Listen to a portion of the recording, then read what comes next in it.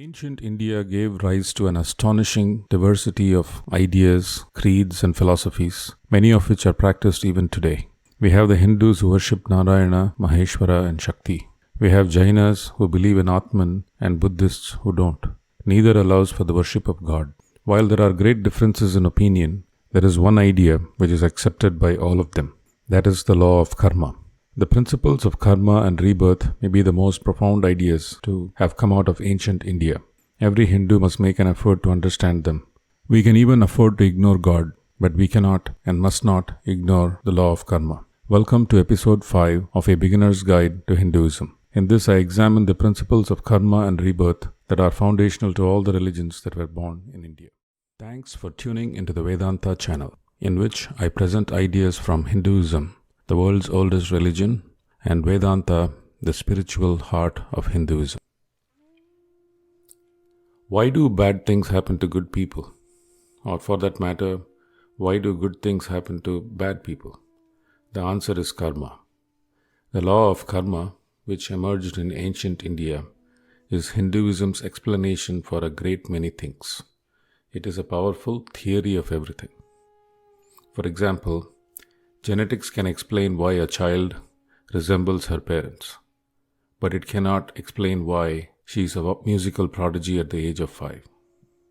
The Hindus call it Purva Janma Vasana, a tendency that is carried over from past lives. The word karma itself comes from another Sanskrit word, kri, which means to do. So karma is rooted in action.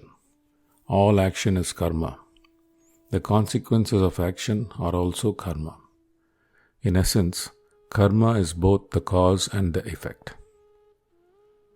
The law of karma says that where you find yourself right now, in this very moment, has been shaped by past actions. This is not very difficult to understand. We see it in our own lives daily. When I am rude to someone, they are rude back to me. Sometimes the consequences are delayed for a long time. Karma from past lives can affect this one. But the rule is, over the long haul of many lives, good leads to good, sooner or later, and bad leads to bad. It's only a matter of when. No one can escape the long arm of karma. The invisible hand that keeps the karmic accounts and maintains a ledger, we Hindus call it adrishtam, or that which cannot be seen. There are two main ideas embedded into the law of karma. The first idea is, nothing in creation is ever destroyed. Nothing in creation is ever destroyed. The idea that destruction can be permanent has never taken root in the Indian psyche. Just as life is temporary, death too is temporary. Life starts all over again. Nothing is gone forever. Every thought, every word, every deed, they don't simply vanish into the ether. They stay as latent impressions, which we call vasana. We carry these impressions from this moment to the next, from today to tomorrow, and from this life to the next. Sooner or later, they rise up and produce desires. These impressions are strong and potent. They are the manufacturers of new bodies. As long as a person retains the yearning for life, he or she will be born again, even if they have already gone through millions of births. And so it goes on in a cycle called samsara. The second idea in the law of karma is, nothing ever happens by chance. Life is not random. Instead, whatever happens now is a result of choices made in the past.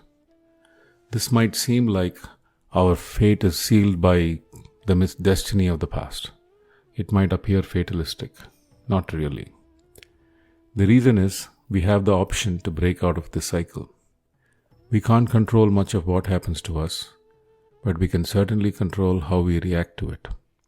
The Hinduism's karma theory is misunderstood as fatalistic, but it is in reality not fatalistic.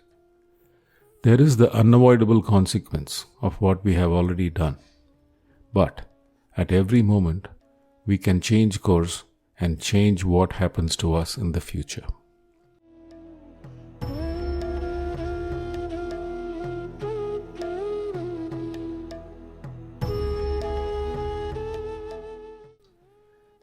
It is interesting to see how the karma theory evolved in ancient India.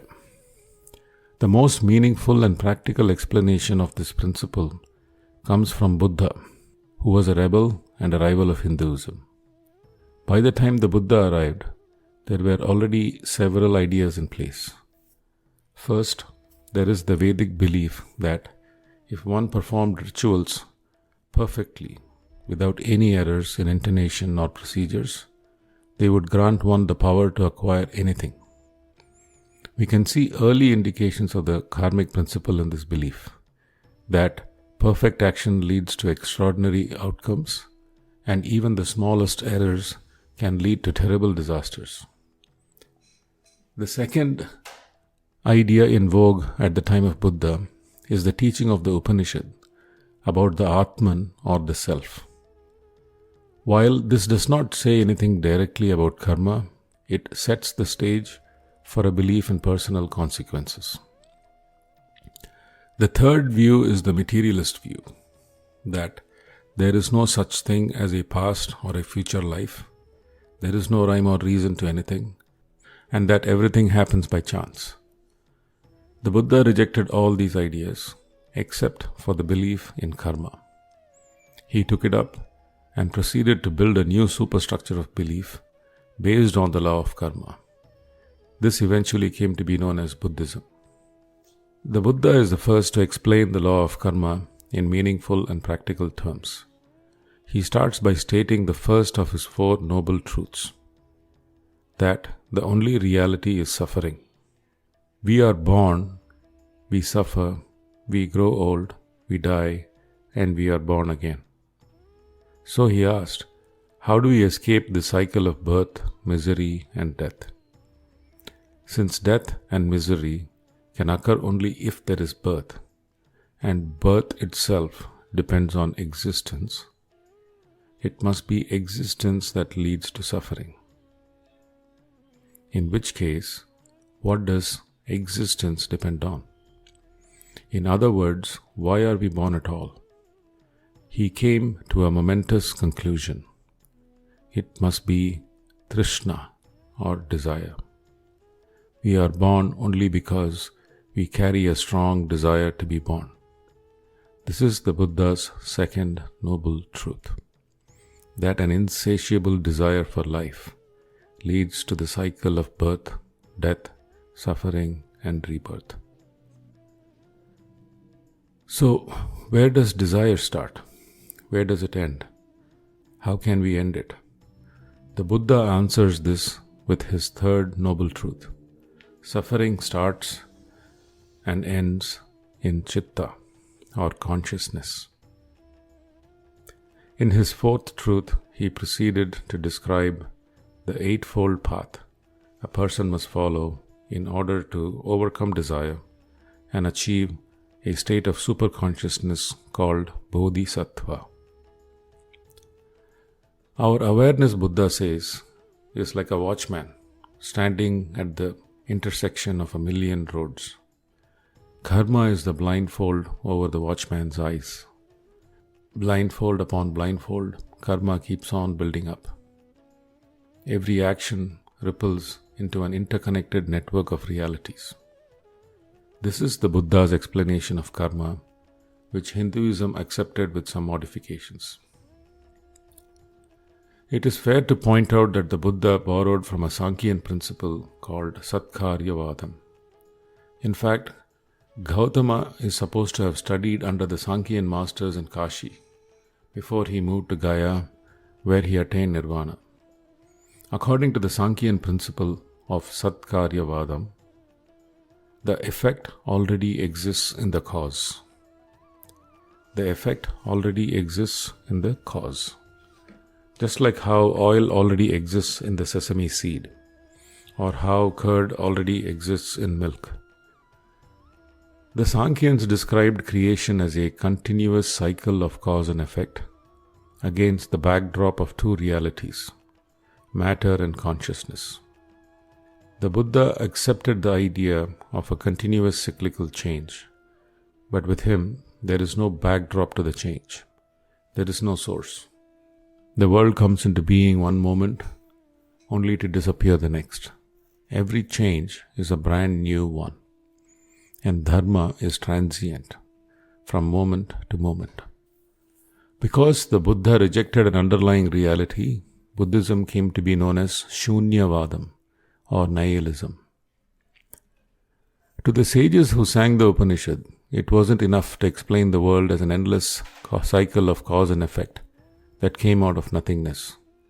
Something cannot come out of nothing, they said. They asked, where does it all come from? And their answer was Brahman, the pure being. So we find two views on karma in Hinduism.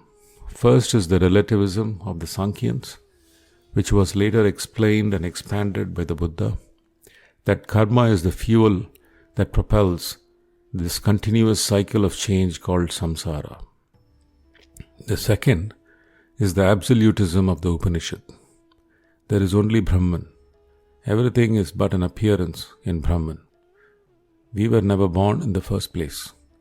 When we were never born, where is the question of death? Where is the question of karma? There are no cycles. We are waves on the ocean of consciousness. We rise, we fall, and so it goes. Regardless of the differences, there is one point of agreement, that karma can be brought to an end. How can we get rid of karma? How do we escape the cycle of a million births? At first glance, the task seems hopeless, doesn't it? If we reflect on it, we find that it is not hopeless for two reasons. First of all, we have the power to change the course of our lives.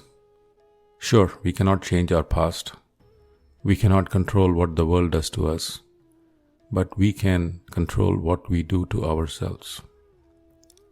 Second reason, like everything, karma too is impermanent. It too has an end. It too will die. The only question is when. The Upanishad says that liberation is a matter of when and not if. It could happen right now, or it could take another million births. But salvation is guaranteed to all. In our darkest moments, this is worth remembering. That we will all be released. That the nature of God is love and compassion, not retribution.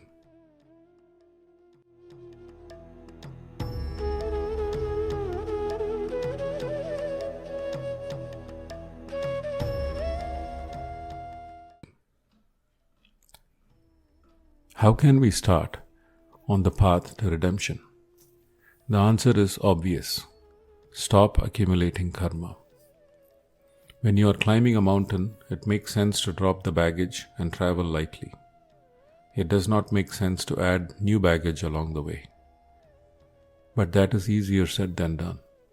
We live in the world, we feel bound by it, we are carried away by its compulsions. But we must always remember that karma is nothing but the manifestation of desire. Where does this desire spring from?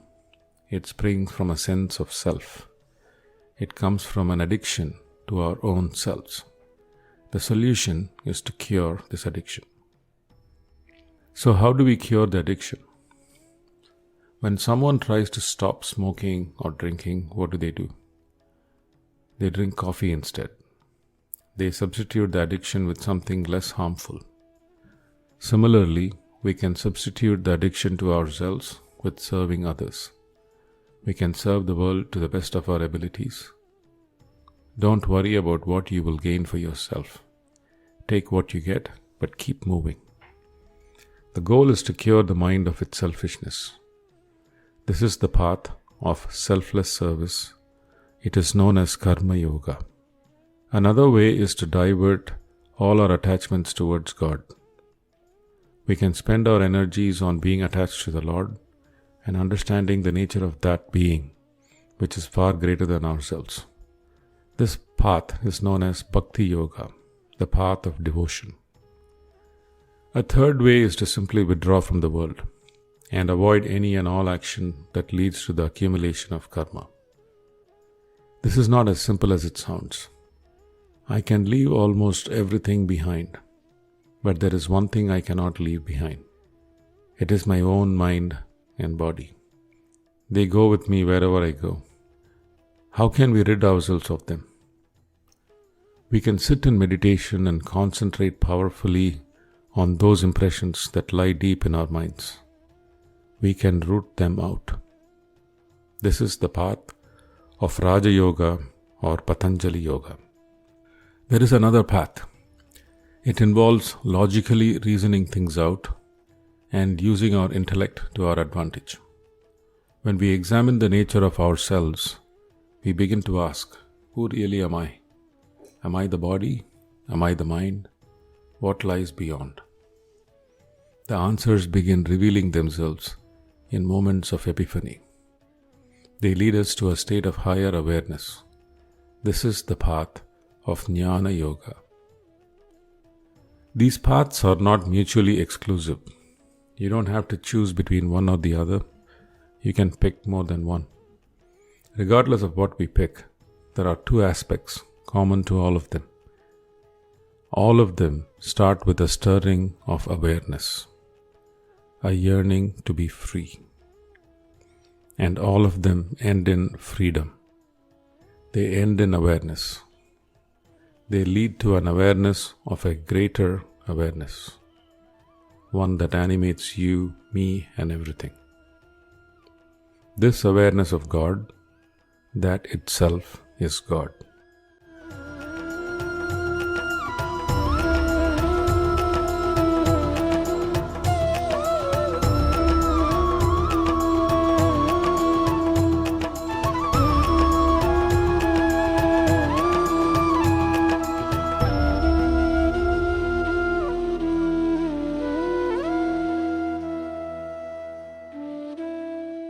Thanks for tuning in.